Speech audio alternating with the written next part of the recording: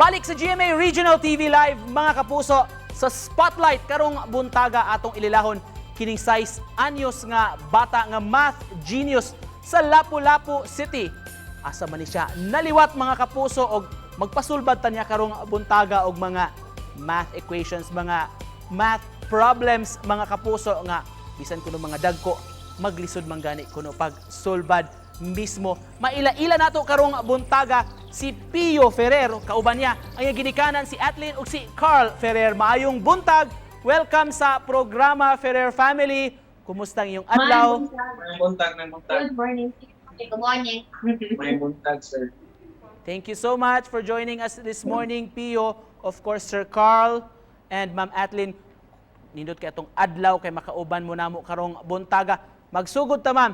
Kanus-a man ninyo nabantayan nga maayo kay ni si Pio sa math?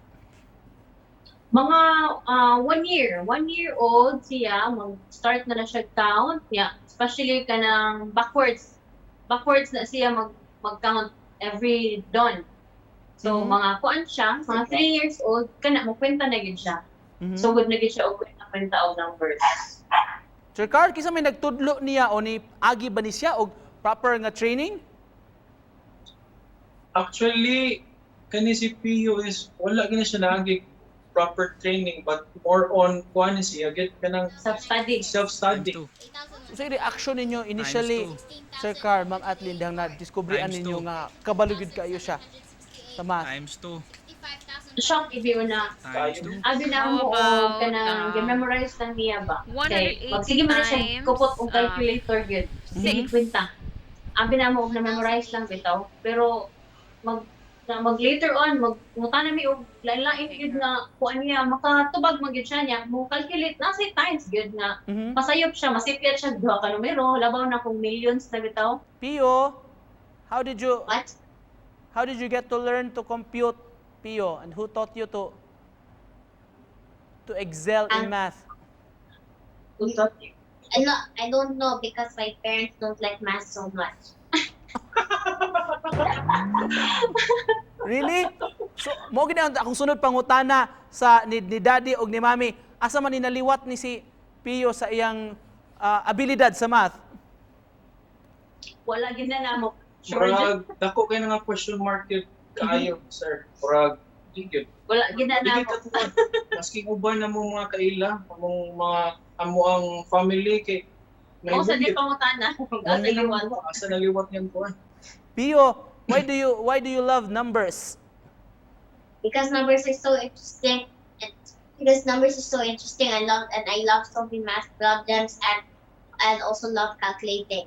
Nag-istorya na magyud ta karong buntaga, mao gyud tong topic, i-challenge mo namo karong buntaga mag multiplication game daw kuno ta. Agoy. Pio, game? Pero of course, si mami ug si daddy paapilon sad nato. So Pio, can you hold off your answer a bit? Because we'd like to get mommy and daddy's answer first, ha? They're gonna ask us first. Okay. 989 times 6. Mommy, daddy, what's your answer, Pio? Do you have the answer now? Yep, answer? Not yet, but wait. 4,856. I'm going to tell him. Yeah, You can. 4,856. Okay. 989 4,856. times 6, no? You, what do you think? Bisan, Do you have the answer already? 5,934. 5,934. That's right. Let's do it one more time daw kuno. Ma'am, sir. Let's go with smaller numbers this time. Okay. Hopefully. Okay. Seryoso, ha? Seryoso. Okay. 25 times 21. 25 times 21. Mm-hmm. 210 plus times 2 plus 420. 420 plus 5 plus 535. Mami, daddy, nag-compute pod mo? Oh, pero 525. Short ko. ito, Ang sa Sakto siguro. ito ba? Ayo, is that What was that? What's your final answer? 525. 525. At 6 years old, mommy ug daddy, unsay mahibawaan sa itong mga kaigsuonan kon 6 years old pag yun si Pio, no? Unsay sunod ninyo nga plano para niya, labi na sa iyang studies?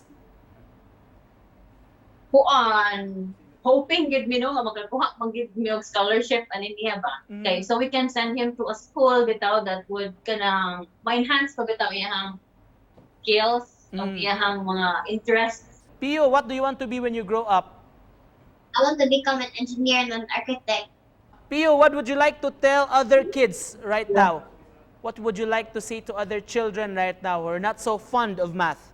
How can you make them love numbers?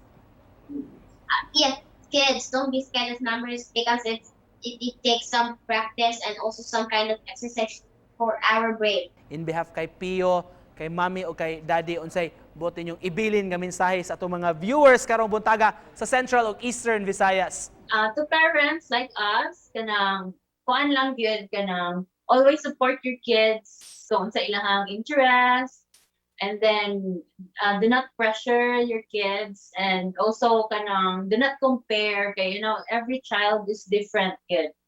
okay, message is sa mga parents, anak, if unsay mga talent sa bata or mga anak, dapat as parents, suporta lang kita. Thank you so much for joining us this morning. Thank you. Thank you. Good At morning. kayong salamat mga kapuso sa Ferrer family sa Lapu-Lapu City. Ito na ila-ila ang math genius nga si Pio. Thank you so much for joining us. Thank you. Thank you. Good morning.